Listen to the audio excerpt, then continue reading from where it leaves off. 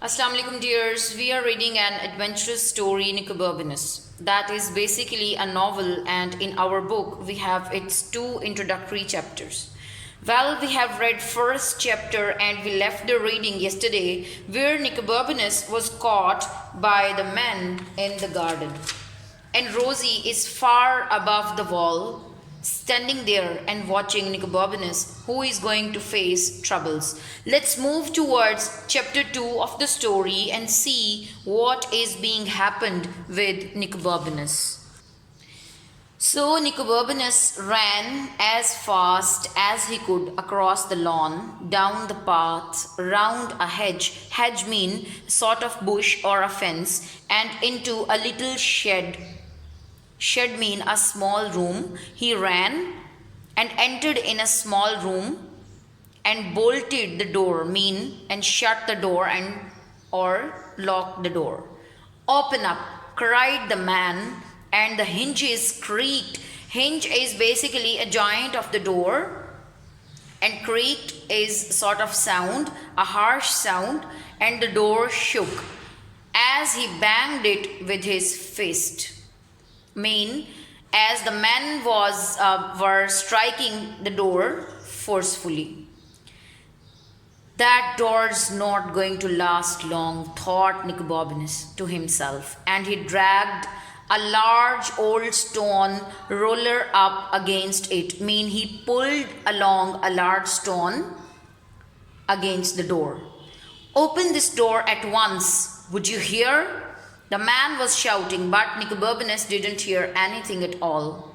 You can see here that Nicobobinus is trying to find an escape from that trouble that he was going to face. He was too amazed by what he had found. You will have to come out eventually, the man was saying, and the longer you leave it, the worse it will be for you. The man is challenging Nicobobinus. But he could have saved his breath. Nicobobinus was on his knees examining what he had revealed, what he had discovered when he moved the roller. He brushed off the dust and undid the catch. Undid loosened the catch and then lifted it up. Right, I'm going to break this door down, said the man. And then, because he knew he would have to repair the door himself, he added, do you hear? But Nicobobinus didn't hear. Nicobobinus had disappeared through the trap door he had discovered. So he discovered a trap door and he made a good escape from it, and was running down stone steps that were slippery with slime that smelt of graveyards, and that went down and down, deeper into the ground until it became pitch black. Rosie, said Nicobobinus to himself, this is all your fault. He heard his heart pounding, striking, and his steps echoing, repeated sound of his steps along the dank rock, cold rock of the narrow passageway, until all at once there was nothing, and before he realized he was falling in the darkness he fell into the darkness. He didn't knew where he was falling and where he was going actually. So what happened next after his falling down? Several thoughts flashed through his mind at the same time. The first was something along the lines of brother, only a bit rude. The second was a rather unkind thought about his best friend who had instigated the whole expedition, and it involved her dangling over a snake pit, while numerous fierce dragons flew at her chanting. How could you do it to him? Poor Nicobobinus. The third thought was, suppose it's a well, a deep, unused well, with slimy, slippery sides that you could never climb, and icy water at the bottom that. So these were the thoughts that were just coming and going into Nicobobinus' mind.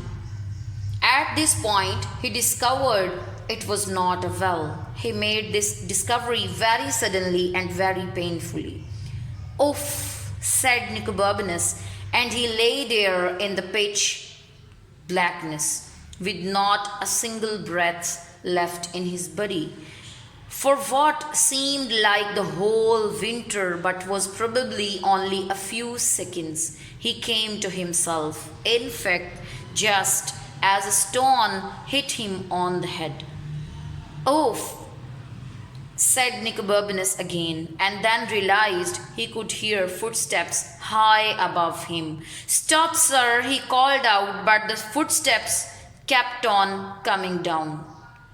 "Aha, I've got you now," cried the man, "and I shall beat every bone in your body until it is black and—" Nicobobinus supposed that the man was going to say blue, but in fact the next word he uttered sounded more like Bekefehurem. It was not a word with which Nicobobinus was at all familiar. No one is familiar with the word. Actually, this is a word coined by the writer to make a forceful expression of the man and abusive expression of the man who is behind Nicobobinus. But he understood its meaning perfectly and moved smartly out of the way. "Crash, are you all right?" he asked. There was silence. Nicobobinus felt his way back in the pitch dark until his hand touched the man's leather jerkin. The man was lying as still as death, but he was breathing. So this was your reading today, students, and we are reading second chapter. So we have come to know of the troubles that Nicobobinus is facing because of the wild ideas of his friend Rosie. He made escape, he finds hall to walk through, he falls from slippery places, and at the end of our reading, we see him with an unconscious man. So stay here, students, and wait what is next in our reading. So see you in other class. Till then, take care. Allah Hafiz.